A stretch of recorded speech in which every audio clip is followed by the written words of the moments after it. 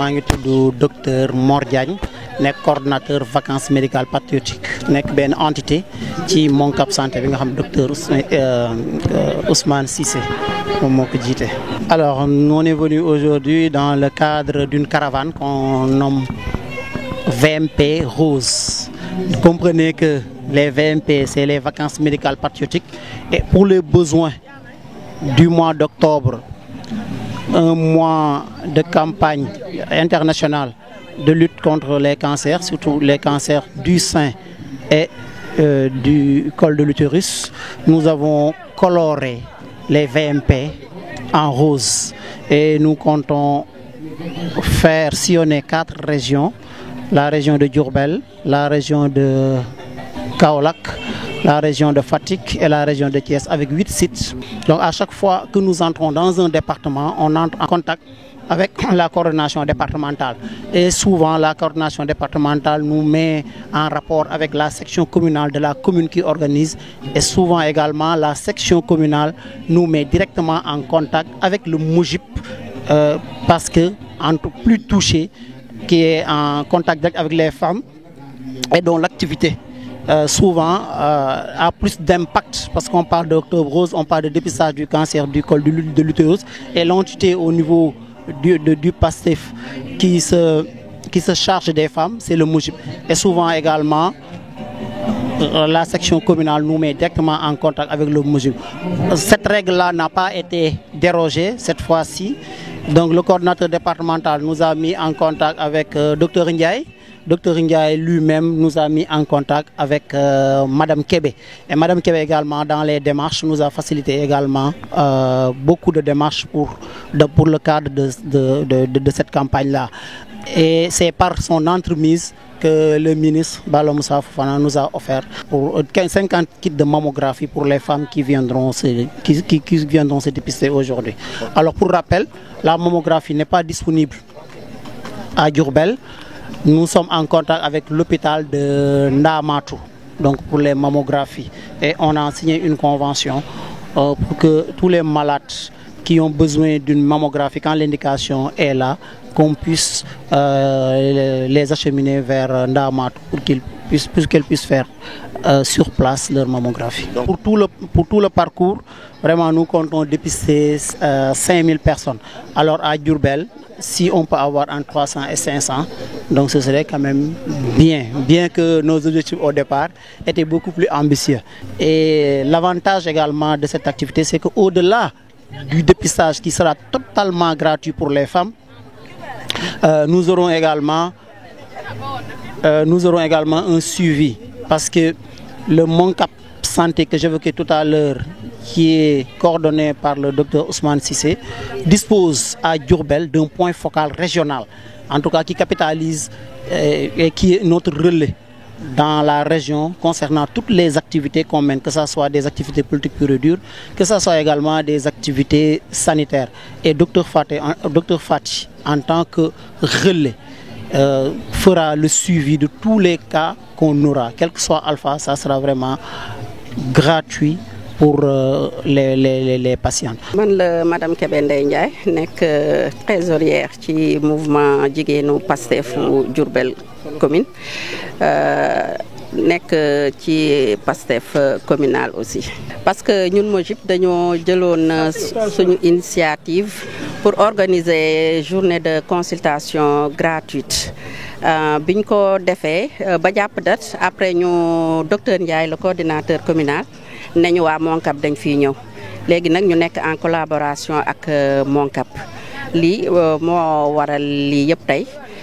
Moussa Bala Fofana aussi le ministre jàppale ñu parce que li ñuy wax rek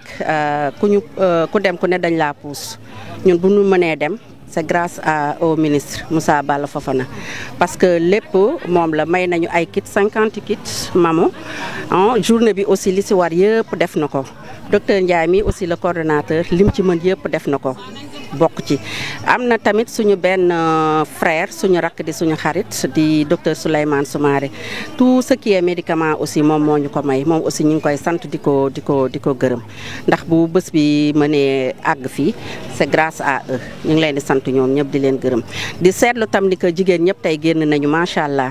Jurbel yëpp ñoo ngi nii fii tey démb lañ def publicité bi mais terewul gis nga dañu fees dell fii macha allah di ñaan yàlla rek kuñ ci dépisté daal buñ ci gis benn jàngoro boo xam ni dañ lay suivre wala dañ lay topp defal la ay biopsie ak affaire yooyu ñu ngi ñaan yàlla daal ku ñu dépisté buñ ci gis benn jàngoro buñ ko gis. ñi ngi def aussi consultation générale fële ci biir poste de santé bi parce que dañu boole yëpp. dañ ne woon consultation générale wax consultation col de l'utérus ak consultation cancer du sein yëpp la ñu boole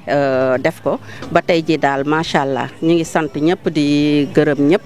di sant docteur Ndiaye bu baax a baax ak le ministre Balla Moussa Fafana di sant aussi waa Moncap parce que tey aussi matériel bi ñu fi indi yëpp ñoom la ñooñu may doole ñoom aussi parce que ñun dépistage rek la ñu naroon def mais ñu ñëw indi seen matériel boole ci ne ku ñu dépisté gis ci yow benn anomalie ñoo lay topp suivre la ba lépp lu ci war ñoom ñoo koy def bu dee radiographie bu dee ay analyse tout ñoom ñoo koy def après ñi ngi koy sant di ko teg ci loxo docteur Diagne.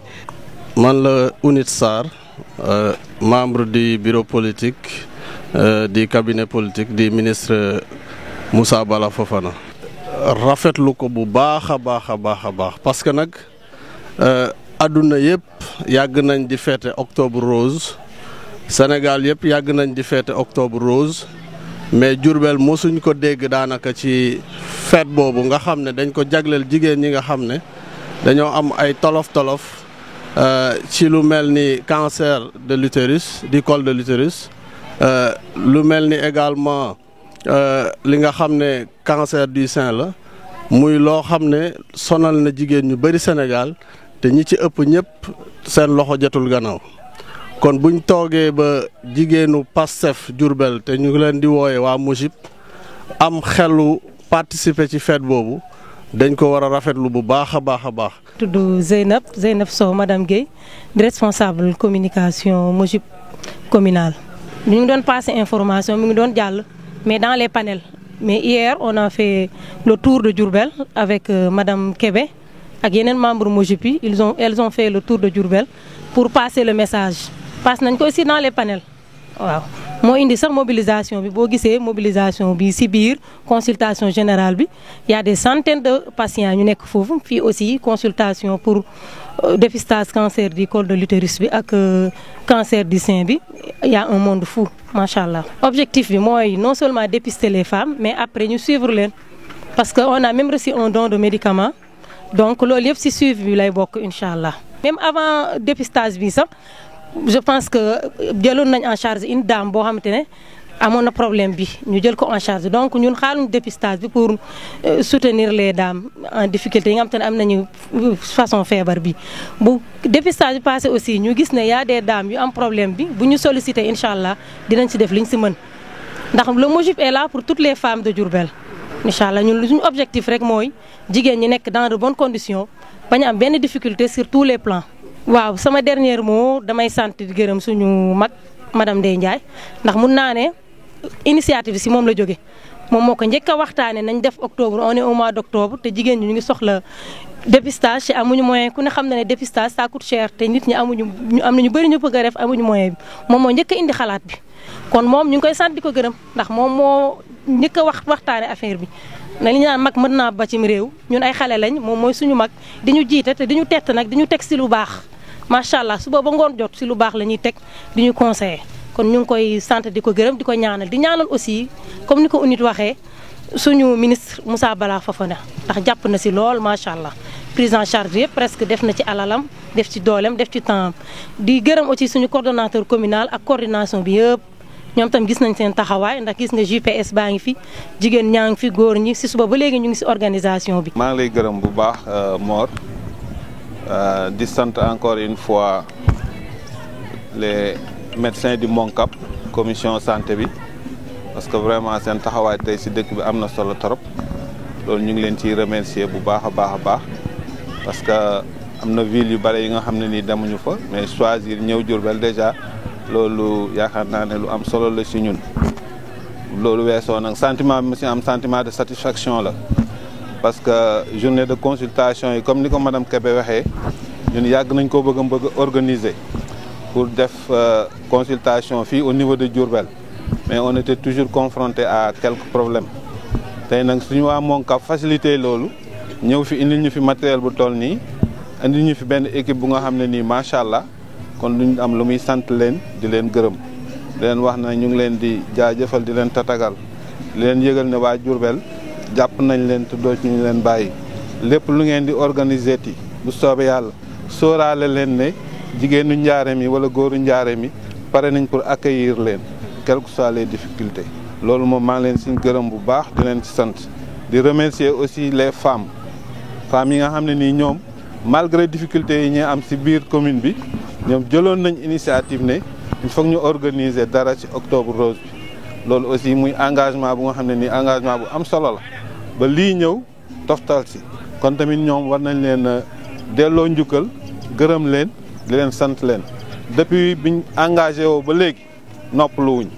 guddeeg bëccëg ñi ngi daw ñi ngi woote di lijjanti macha allah maanaam li nga fi gis ni yëpp ci njeboone ci seen loxo la jaar médicaments yi yëpp ñoom ñoo ko démarché maanaam lépp lu ñu fi def lu ci bare ñoom ñoo ko démarché ba tey journée bi mën a am réussite bi kon nag ñu ngi leen di gërëm di leen sant waa section communale bi gërëm nañ leen sant nañ ñëpp ñu ngi sant jigéen ñi képp ku nga xam ne nii de près ou de loin participer nga si aussi ñu ngi lay gërëm di la sant waaw